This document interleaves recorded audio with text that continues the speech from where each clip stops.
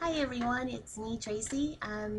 This is my son Solomon, and I'm coming to you today with the fourth edition of my life as a Golden Gate University MBA student.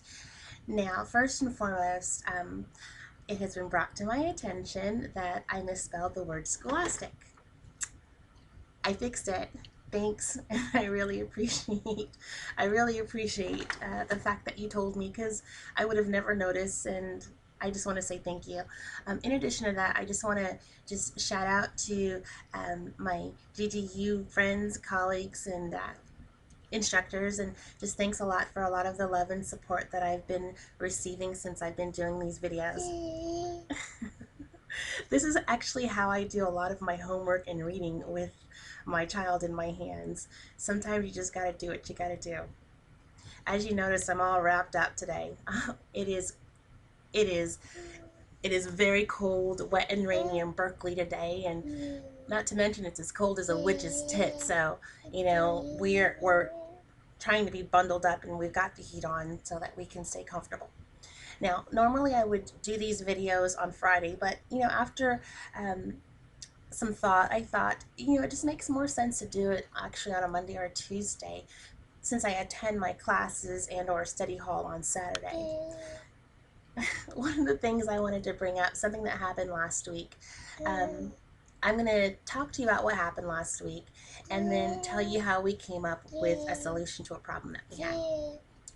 As you know, I'm a member of a 9-member team study group. And I use the word team because we really help each other out. We want to help each other get through this situation, get through the next 15 months that we have left in this program as efficiently as possible. And I think a lot of the other students within the cohort have noticed how well we've been working together, and some have expressed an interest in joining our study group. Well, here's where the dilemma came in. One of my associates was very excited about it, and so she mentioned it, well, happened to mention it in passing to another student who naturally wanted to be part of it. Well, unfortunately, um, this made my associate, my study group member, very uncomfortable because as a team, we had decided that we were going to put a cap on the members at 9. So here's where the dilemma comes in. My team member didn't want to outright say, no, you can't join, so she called me asking me what to do. I says to her, why don't you go ahead and bring it up to the group and, we will go ahead and figure it out together. Well, we unanimously decided, are you okay, Solomon? Just look at yourself and you'll be okay, okay? This is school. Well, as a team, we decided that, we didn't need another member. Another member wasn't going to bring value to our group right now. But the real dilemma came was that you don't want to burn any bridges before you may need to cross them. I mean, who knows? I could be working for this person one day, and I would hate for her to remember me as the person who said, no, you can't join our group. So, what I did, the solution that I came up with was rather than just saying, no, you can't join our group, it was, no, you can't join your group. You can't join our group, but you can form your own group. And I am more than willing and happy and capable of giving you the tools that we use in our group.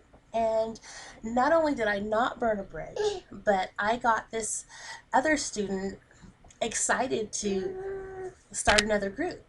So we didn't burn any bridges. We still maintained the cap on our group, and I think at the end of the day, we all felt really good about how things transpired. So can you stop that, please? Thank you. So at the end of the day, as I was saying, we all felt pretty good about the outcome, and I think this other student was very appreciative that we were willing to give our time and efforts so that they too could be successful, because I don't think anybody wants to just say, no, you can't join a group, or no, you can't do this with us, without and leaving them hanging. You don't want to leave someone hanging and pissed off. And I think you have to always remember that you have to treat people the way you would like to be treated yourself. well, I guess granted, if you're not a sadist or anything, but I think most people want to be treated with compassion and honesty and respect. And so that's what we gave to this other student. And so, again, if you're watching this, I'm so happy that you're able to start another group, and hopefully we can all collaborate sometime soon and tackle the really big issues together. Look forward to working with you. Now, overall, life has been okay. I haven't quite reached the exhaustion point yet. Well, maybe I have, just in a different way. But I also want to reiterate that you can do whatever it is you want to do in life. You just have to want to do it bad enough. Someone asked me someone asked me if it was possible to go to school full time while raising a child full time. And again, I'm going to reiterate, you can do whatever it is you want to do if you want to do it badly enough. It has been difficult. My son requires a lot of my time, and to be perfectly honest with you, I don't know how many papers I've written in this position. Very difficult, very, very difficult. But hopefully 20 years from now, if YouTube doesn't go bust, we'll be able to look back on this video and laugh. Especially hopefully when he's in college, we can laugh at these videos. And that's really the primary reason why I'm doing this series. I figured, I didn't really know much about YouTube a month ago, but I needed to figure out how to do something, and I turned on YouTube, and I discovered there's so many people out there, just average everyday people like myself, who have lots of advice and can give instructions on how to do things. And so I figured, why not help someone else out while helping myself out? And that, again, that's the primary reason why I'm doing this video. It's not to mention, it's just a diary of my life, so that 20 years from now I can look back and where I'm at and see where I've been, and look at the journey as to how I got there. The last thing I want to talk about is GGU itself. After looking at all of my choices for schools, I can honestly say that I am so happy I chose GGU. There's nothing that feels better, aside from graduating from GGU, when somebody asks me, what school do you go to? And I say GGU, and they say, oh, that's a really great school. That makes me feel really good, on top of the fact that as an undergraduate, I found I was doing a lot of cramming. And I would get the information into my head. I would study, get the information in my head. And as soon as I took a test, it was gone. I didn't remember it.